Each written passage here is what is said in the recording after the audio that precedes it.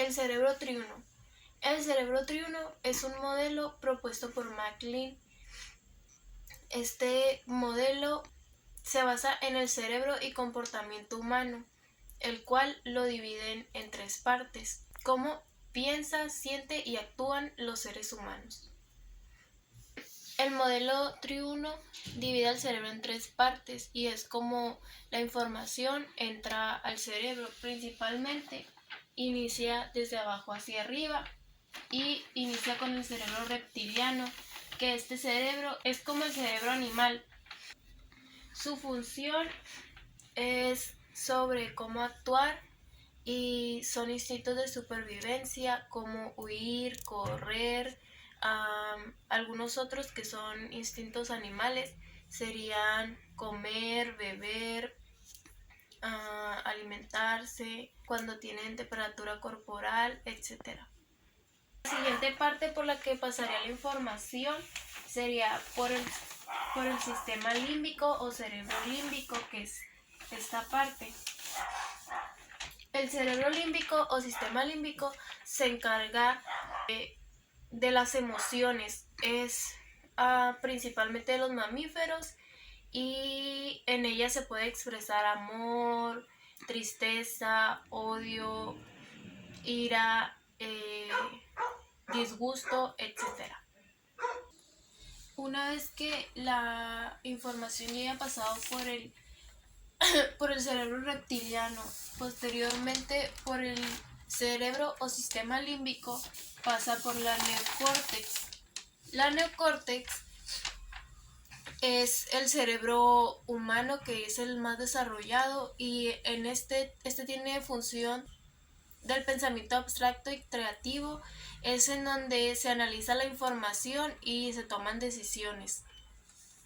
Y una vez que se haya tomado alguna decisión, la información pasa por el cerebro reptiliano y es donde le da una reacción al cuerpo de cómo reaccionar a esa situación. Sistema límbico. El sistema límbico crea, regula y almacena emociones, y de esta manera crea recuerdos. Almacena recuerdos, y los recuerdos crean un aprendizaje en el ser humano. De esta manera, el ser humano tendrá una memoria de cómo actuar si se vuelve a presentar a la misma situación. Alguna otra función que tiene el sistema límbico es dar respuesta emocional ante cualquier situación.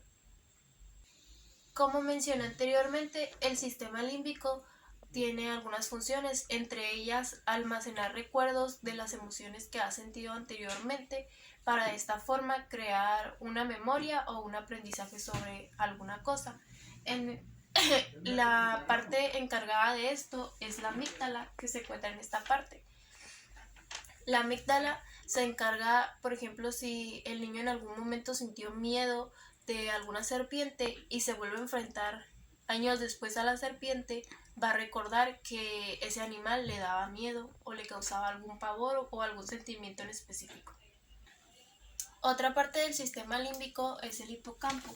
El hipocampo se encarga de almacenar todo tipo de aprendizaje o recuerdo que tenga el ser humano.